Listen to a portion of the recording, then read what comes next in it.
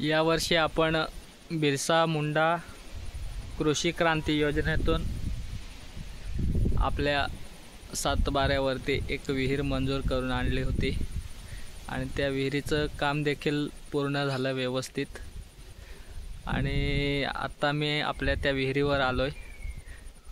त्याच्या अगोदर हा तुम्हाला आपल्या आजूबाजूला जो परिसर आहे त्याचा नजारा दाखवतोय। किती मस्त हिरवळ आले।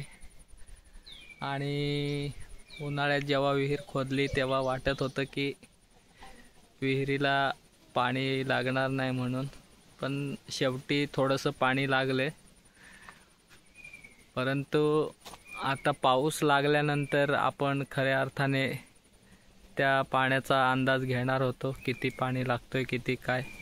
तर मी तुम्हाला आता दाखवतोय की हे बघा किती पाणी वाहून चाललंय या ठिकाणी। हा जर झरा असाच राहिला तर खूप चांगल्या स्थितीत पाणी राहील आणि त्या पाण्यावर भरपूर काही करता येण्यासारखं आहे। आता आपण जाऊया विहिरीकडे। ही पाटे आहे आपल्या विहिरीची।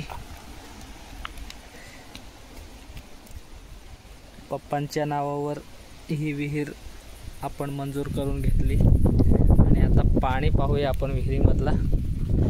दाखवतो तुम्हाला पाणी। हे बघा पाणी कसं आहे, कसं पाणी वाटते।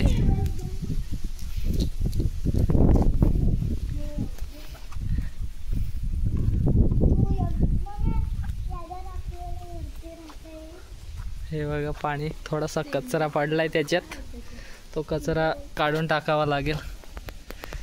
बघा कसं पाणी आहे, मस्त छान एकदम पाणी स्वच्छ। कुठे बेडूक बसलाय?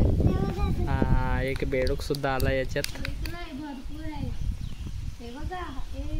हा बघा थोडासा ब्लर होतोय।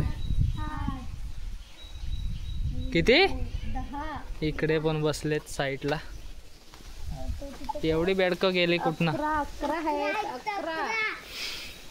हे बघा बेडकं कशी बसली। जिथे पाणी असतं तिथे बेडक असतातच, त्यांना काय सांगायला नाही लागत। पाणी मात्र एकदम मन समाधान होण्यासारखंच आहे। आणि शेवटपर्यंत जोपर्यंत आपल्या पिढ्यानपिढ्या चालतील तोपर्यंत हे पाणी असंच राहावं, ही एक मनापासून इच्छा।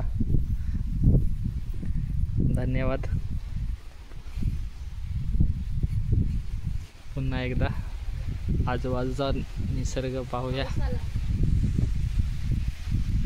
आणि हे पहा, हे माझं घर।